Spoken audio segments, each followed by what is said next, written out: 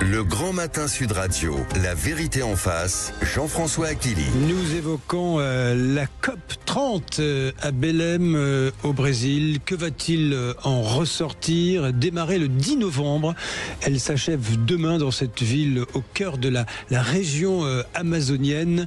La grande réunion mondiale sur le climat organisée par l'ONU arrive 10 années, c'est important, après l'accord de Paris. Elle marque le début d'un nouveau cycle de plans climatiques, nouveau cycle, je vais dire, supposé, que chaque pays doit présenter pour réduire ses émissions d'ici à 2035, depuis le temps qu'on en parle. Attention, l'échéance se rapproche. On va être à moins de 10 ans bientôt. Pour en parler ce matin, deux invités. Bonjour à vous, David Cormand. Bonjour. Vous êtes député européen, les écologistes du groupe des Verts. Vous présidez la délégation Europe Écologie. Bienvenue. Bienvenue à vous aussi, Antoine Bueno. Bonjour Jean-François. Conseiller au Sénat, auteur du livre « Faut-il une dictature verte ?» Les mots sont pesés. Oui, la démocratie au secours de la planète, c'est le sous-titre. Il n'y a pas d'ambiguïté. C'est bien de le préciser. Paru chez Flammarion. Oui. Et vous signez une tribune que fait paraître l'Express, dont le titre est le titre initial. Le titre initial, c'était pourquoi l'écologie nous emmerde et comment y remédier. Et comment y remédier. Oui, donc, voilà, parce que c'est quand même un problème que ça nous emmerde. Bien préciser. Allez, on va évoquer justement cette COP30. Alors, elle n'est pas passée sous silence, il en est question dans les médias, nous l'évoquons sur Sud Radio. David Cormand, tout de même, est-ce que le monde, c'est la question initiale qui est posée, se préoccupe vraiment d'écologie? On a l'impression quand même que peu de médias s'emparent du sujet. Ils devraient faire la une. Oui, mais vous posez une question intéressante et je me la pose tout le temps. Et en plus, on peut répondre qu'une façon paradoxale, parce que d'abord, à l'échelle du débat public, c'est pas vrai de dire que l'écologie est un sujet moins présent. Moi, je suis militant écolo depuis 25 ans, je commence à être un peu vieux. Oui. À la fin des années 90, début des années 2000, la question écolo était émergée à peine, mais elle était très peu présente. Aujourd'hui, elle l'est plus. Par contre, ce qui est vrai, c'est qu'il y a un reflux sur l'aspect, qui était perçu comme consensuel de l'écologie.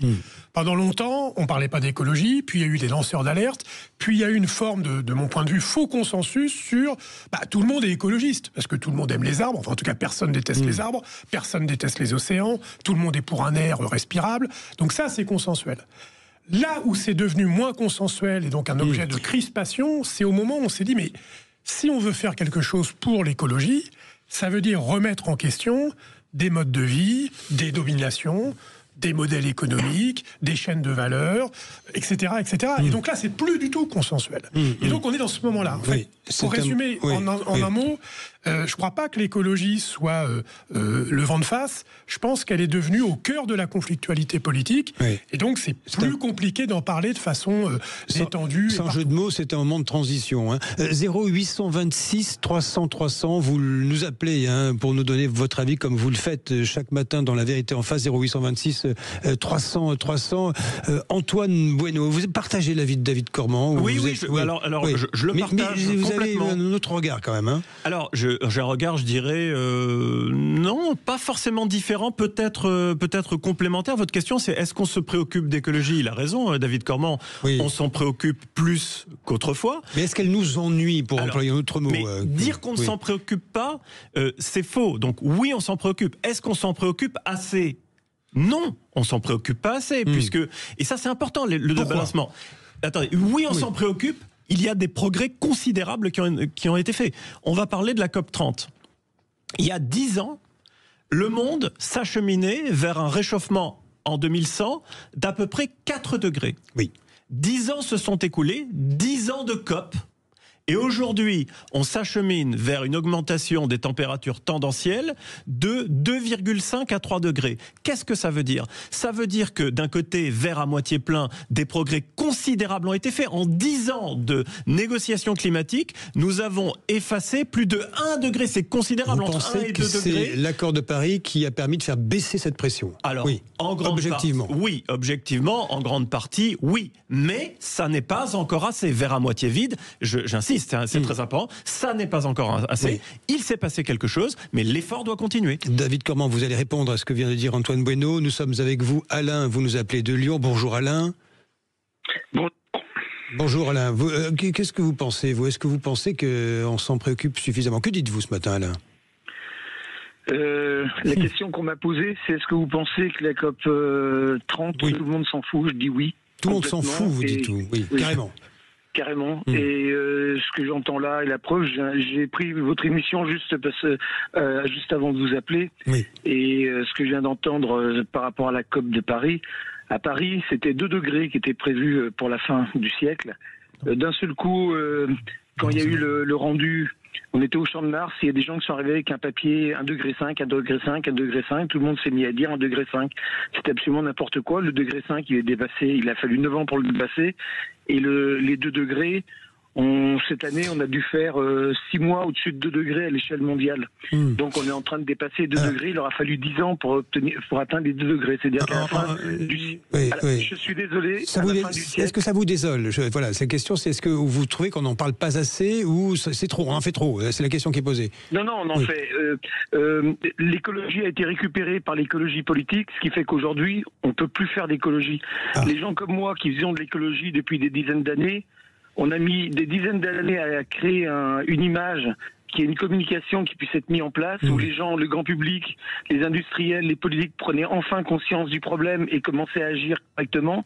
Et comme par hasard, les politiques s'y sont intéressés parce que politiquement, électoralement, c'était intéressant, ça ramenait des voix. Alain, quand vous dites les gens comme moi, précisez votre pensée. Je dis ceux qui se sont occupés d'écologie depuis toujours, à un moment donné où personne n'en parlait. Moi, vous savez, j'ai près de 70 ans, ma conscience environnementale, elle est née, j'avais 5 ans, quand à la campagne, mes parents m'ont expliqué qu'il fallait rentrer à la maison parce que le voisin passait le DDT sur les vignes. Et on a posé la question, mais c'est quoi le DDT? Ah mais ça va vous tuer, ça va vous rendre malade. Ben alors ah mais nous on est grands, on risque rien. C'était quoi cette histoire? On s'est fait un peu expliquer. On voyait le DDT qui restait sur les feuilles, après qui restait sur les raisins. On se disait mais tout ça va être pressé, donc ça va aller dans... On s'est dit, mais qu'est-ce que c'est que cette histoire? Donc vous pensez que l'écologie dite politique, on va affiner avec David Cormand, qui s'est emparé du sujet, au fond, elle nuit à la cause écologique. D'un mot, Alain. Non seulement elle nuit, mais ce ne sont pas des écologistes pour une grande partie d'entre eux, ce sont des décroissants. Alors qu'il y a des différences entre un décroissant et l'écologie. Les décroissants, ils sont contre le productivisme. Ils se battent contre le productivisme. Chacun a le droit d'avoir les luttes qu'il veut. Moi, j'ai rien contre les décroissants, mais du moment qu'ils restent sur leur territoire de décroissance. L'écologie, on se bat pour l'environnement. Je ne vois pas quel est le rapport entre la lutte contre le productivisme et la lutte pour l'environnement. Merci pour cette intervention. Alain, vous nous appelez depuis Lyon. David Cormand va vous répondre. Alors David Cormand, qu'est-ce que vous pourrez répondre à Alain? L'écologie politique, il y a écologie politique et écologie politique. C'est intéressant d'avoir un échange. C'était pas vraiment une question, j'ai rien spécialement à répondre, mais d'abord, pour quelqu'un, enfin voilà, Alain dit tout le monde s'en fout de la COP 30, visiblement pas lui, et il a beaucoup de choses à dire sur la question du climat. D'ailleurs, il est très informé sur les différents degrés, etc. Donc, ça prouve encore une fois que ces choses-là, elles infusent. Pardon, si vous me permettez juste, j'interromps une seconde parce qu'il faut quand même clarifier les choses sur les degrés. C'est très important. Ce dont parlait Alain, ce sont les... Et voilà, David Cormand vient de le dire. Ce sont les objectifs que nous fixons dans le cadre de l'accord de Paris. C'est très important de le comprendre. L'objectif idéal, c'est 1,5 degré, dont tous les spécialistes vous disent qu'aujourd'hui, déjà, après 10 ans, il est intenable, il est quasiment atteint, puisque l'augmentation des températures depuis la période pré-industrielle est de 1,3 degré à peu près, et puis certaines années 1,5 degré, etc. L'objectif un peu moins bon, c'était 2 degrés. Ça, on pense éventuellement... on espère pouvoir le tenir. Ce dont moi je parlais, c'est très important, c'est l'augmentation réelle, je veux dire, tendancielle. Le fameux 4 que vous évoquez. Les fameux 4 degrés, c'était en 2015, avant ou au moment de l'accord de Paris, avant toutes ces négociations. Si on ne faisait rien, si on restait avec les politiques qui étaient menées à l'époque, nous allions vers un réchauffement en 2100 de 4 degrés. Aujourd'hui, avec les politiques menées actuellement, nous allons vers un réchauffement de 2,8 degrés, c'est-à-dire 0,8 degrés, ce qui est beaucoup. mais beaucoup moins qu'avant, par rapport à l'objectif de 2 degrés qui était déjà... quelque chose qui fonctionne dans tout ça. Merci Antoine Bueno de préciser les choses et Alain évoquait ces 2 degrés. Quelque part, vous êtes assez raccord, je comprends bien où est la subtilité, mais ne vous excusez pas. Au contraire, c'est très important de préciser les choses. David Cormand, ce qui reproche... Pardon, je voulais revenir quand même sur ce qu'a dit Alain, qui est important, qui est l'autre partie de son intervention, sur notamment l'histoire du DDT. Le DDT, qui est un produit chimique qui, heureusement, aujourd'hui est interdit, mais dont il reste encore des résidus dans la nature, parce que c'est un produit extrêmement rémanent, c'est-à-dire qui reste longtemps dans les éléments et qu'on continue d'ailleurs à ingérer ou à être en contact avec. C'est intéressant parce qu'il dit l'écologie, c'est tout à fait un choix, enfin c'est une position qui est tout à fait légitime, elle ne doit pas être politique. Moi, je fais de l'écologie. D'ailleurs, mes parents me disaient, quand j'étais petit, quand on met du DDT, il faut rentrer à la maison. Moi, c'est justement pour ça que je fais de la politique en étant écologiste. Parce qu'en fait, c'est pas normal que ce soit aux familles de faire rentrer chez eux leurs enfants quand il y a des produits chimiques qui sont dispersés dans la nature. Et qu'est-ce qui permet que ce soit pas aux parents de surveiller ça? C'est la loi. La loi. C'est la loi qui dit, quand il y a des produits dangereux, eh bien, on n'a pas le droit de les utiliser parce que ça serait une illusion de dire que l'écologie, c'est uniquement une affaire d'addition de comportements individuels. Donc, il est nécessaire que les politiques s'en emparent pour édicter la loi et mettre fin à des pratiques. Écologiste ou pas, ça, je m'en fous. Mais en fait, c'est des choses collectives qui permettent de changer les choses. Oui, David Cormand, Antoine Bueno, nous poursuivons cet échange dans un instant autour de la thématique de cette COP30 à Belém au Brésil. Que va-t-elle produire?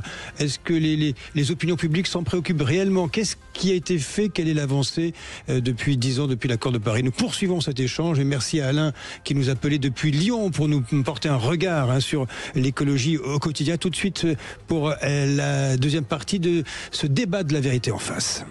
Le Grand Matin Sud Radio, la vérité en face. Jean-François Akili. La COP30 à Belém au Brésil, est-ce que le monde se préoccupe réellement de transition écologique, de climat? Avec nous, David Cormand, député européen, les écologistes, et vous, Antoine Bueno, vous êtes conseiller au Sénat, mais auteur du livre, surtout, faut-il une dictature verte? Je vous laisse le sous-titre. La démocratie au secours de la planète, donc il n'y a vraiment aucune ambiguïté sur l'option de ce livre. Chez Flammarion, que dites-vous? Vous évoquez un blocage quand même. Oui, un blocage que je pense, d'ailleurs, les écologistes sont capables de voir en face, c'est-à-dire un rejet. Un rejet de la part pas seulement de Total et Trump, c'est-à-dire d'élites qui auraient intérêt à ce que le monde ne change pas, mais aussi de la part des populations. Et je crois que ce rejet, il est extrêmement important à regarder en face, et il faut se demander... Qu'est-ce qui bloque, en réalité ? Et qu'est-ce qui bloque ? Pour moi, ce rejet de l'écologie, qui est un rejet populaire, il est parfaitement et malheureusement normal. Il faut comprendre de quoi on parle quand on parle de transition environnementale. On parle de tout changer, c'est-à-dire toutes nos habitudes de production et de consommation, en un temps record. C'est-à-dire qu'on a 20 à 50 ans maximum. Des changements comme ça, est-ce que les humains sont capables d'en faire? Oui, à condition d'être motivés. Et c'est ça le drame de la transition, c'est que nous manquons de motivation. En général, ce qui motive dans l'histoire, c'est la peur. Mais le réchauffement climatique ne fait pas très peur. Si vous mettez sur la table, je prends cette image de Pablo Servigne, une araignée ou un rapport du GIEC, spontanément, on a plus peur de l'araignée que du rapport du GIEC. Et puis, il y a aussi quelque chose qui motive les gens à changer, à bouger, c'est l'intérêt, tout simplement. Et là, l'intérêt, il est négatif, parce qu'avoir un mode de vie plus écolo, en général, pour l'instant, c'est plus cher. Donc, l'intérêt, il n'existe pas. Donc, comment vous voulez tout changer en un temps record si vous n'avez même pas ces appuis que sont la peur et l'intérêt? Alors heureusement, c'est ça que je dis dans mon livre, il y a des solutions. Il y a des solutions. David Cormand, comment déverrouiller la situation?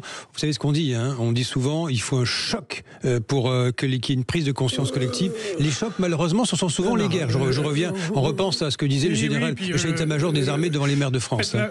Les chocs provoquent des changements. Le problème des chocs, c'est qu'on ne décide pas dans quel sens vont les changements. Et là, aujourd'hui, vous parliez de Trump et compagnie, on est plus dans un moment, j'ai envie de dire, pour prendre un champ lexical marxiste, dans un moment contre-révolutionnaire que révolutionnaire en réalité, pour plein de raisons qui sont liées aux peurs, aux craintes, aux crises, au pluriel auxquelles on est confronté. Mais plusieurs choses. D'abord, je nuancerais l'aspect qu'il y aurait un rejet populaire de l'écologie ou de ce qu'il y a autour, etc. Pardon, je me suis mal exprimé. Je veux dire un rejet spontané de tout un chacun. Oui, mais même ça, je suis pas sûr. Spontané, d'accord. Mais dès qu'on discute un peu, il y a plusieurs exemples pour que j'étaye ça. Je vais en prendre deux. Le premier, vous vous rappelez la conférence citoyenne pour le climat qu'avait lancé Macron à l'époque. En réalité, il le fait pour dire, bon, j'ai pas envie de faire de loi sur l'écologie. La convention. Oui. Donc je vais faire une convention et les citoyens, ils vont dire comme moi. Ils vont dire, on veut pas de changement. Or, cette convention est organisée, 500 citoyens et citoyennes tirés au sort. Il y a quelques week-ends de formation, entre guillemets, où ils échangent. Et les conclusions de cette convention citoyenne, elles sont plutôt pas du tout en retrait par rapport à ce que demanderaient les écologistes politiques. Premier exemple. Deuxième exemple, les deux plus grosses pétitions citoyennes en France depuis toujours, c'est deux pétitions qui portaient sur l'écologie. Sur le climat, il y a 8 ans, 7 ans, et plus récemment par rapport à la loi du plomb, loi qui réautorise des produits chimiques dans l'agriculture. On veut dire quoi, que ce sont des préoccupations des Français. Ce que je veux dire par là, c'est que oui, ce qui a été dit sur il y a une difficulté d'acceptabilité sur les changements, c'est absolument vrai. Qu'il y ait un rejet ou un refus d'envisager ces changements comme utiles, je ne crois pas. Et donc la difficulté, c'est de faire la jonction entre les deux. Et là, je suis complètement d'accord avec la deuxième partie de l'analyse. En réalité, l'écologie, c'est presque pire ce que vous disiez. Vous dites que c'est que non seulement on remet en question les modes de consommation et de production, mais c'est pire que ça. C'est que les références d'affect, de désir, y compris qui sont véhiculés par la publicité massive, on dit, non, en fait, ce qu'on vous a appris à vouloir aimer, il ne faut plus l'aimer. Il faut y renoncer. Et ça, l'acceptabilité, est extrêmement difficile. En fait, je suis complètement d'accord. Il faut être très concret quand on parle d'écologie. Quand je dis que ça nous emmerde, évidemment, c'est pour frapper les esprits. Mais ça veut dire que naturellement, spontanément, parce que je n'ai pas d'intérêt et parce que je n'ai pas peur, j'ai pas envie de payer mes fruits et légumes plus cher. J'ai pas envie de changer ma chaudière au fioul. J'ai pas envie d'isoler mon logement. Je suis un agriculteur, je tire la langue et on me dit en plus, il faut changer tous tes modes de production, il faut te passer des intrants, des engrais, des produits phytosanitaires, il faut te passer d'eau, etc. Personne n'a envie spontanément d'y aller. Et là, je suis d'accord aussi avec David Cormand, puisque je disais, face à ça, il y a des solutions. Et moi, je crois qu'il y a deux grandes solutions. Deux grandes solutions, pour être très simple.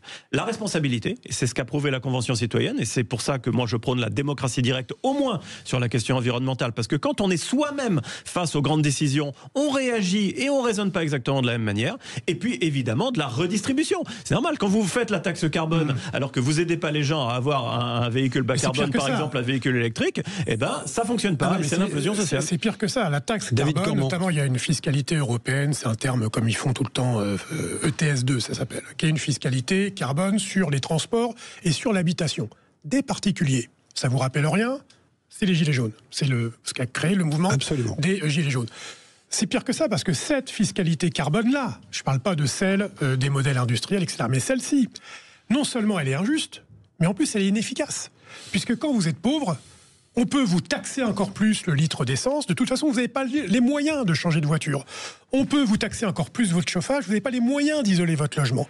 Donc c'est pour ça que peut-être qu'il faut, on en reparlera après, mais sur les moyens concrets, moi je crois par exemple à un 13e mois écolo, c'est-à-dire de dire que la puissance publique fait en sorte que vos dépenses imposées liées à l'énergie, liées au chauffage, liées à vos déplacements, vous permettent de baisser ces dépenses imposées pour que vous ayez plus de pouvoir de vivre. De part et d'autre des idées. Donc merci messieurs. Antoine Bueno, rappelons le titre de votre essai paru chez Flammarion. Je vous laisse faire la présentation. Alors faut-il une dictature verte? La démocratie au secours de la planète, effectivement. Avec des solutions dans votre ouvrage. Surtout quand on analyse bien le problème, on trouve les solutions. Et merci à vous David Cormand. Merci de nous avoir visité ce matin, et je sais que vous êtes très, on va dire, très au fait du combat écologique, et vous le menez à Strasbourg et à Bruxelles avec les écologistes. Bonjour à vous Jean-Marie Bordry. Bonjour Jean-François. Qui est-il au menu de Mettez-vous d'accord? Il y a beaucoup de sujets ce matin. ce matin. Vous avez dû faire le tri. Exactement, il n'y aura pas de dictature, tout le monde aura la parole sur Sud Radio de 10h à midi au 0826 300 300. Pourquoi les militaires français veulent nous préparer à la guerre? Il faut accepter de perdre nos enfants. C'est ce qu'a dit le chef d'état-major devant des maires. Ça continue à faire polémique, on va y revenir évidemment, et on vous demande ce que vous en pensez, y compris de ceux qui pensent qu'il faut rétablir une forme de service militaire face à la menace russe. On va parler aussi d'Emmanuel Macron qui traite les consommateurs de drogue de petits bourgeois. Ils ont du sang sur les mains, c'est ce qu'il sous-entend, notamment dans les centres-villes. Voilà, dans les centres-villes. On va en parler. Et puis aussi, est-ce que certains ont voulu censurer le site Frontières en poussant l'enseigne Leroy Merlin à retirer ses publicités du site d'information identitaire? Pareil, donnez votre avis, quel que soit votre avis, que vous soyez client Leroy Merlin ou au contraire lecteur de Frontières. Tout le monde a la parole sur Sud Radio et c'est pour ça qu'on en débat. Et nous sommes à votre écoute. Bonne émission, Jean-Marie.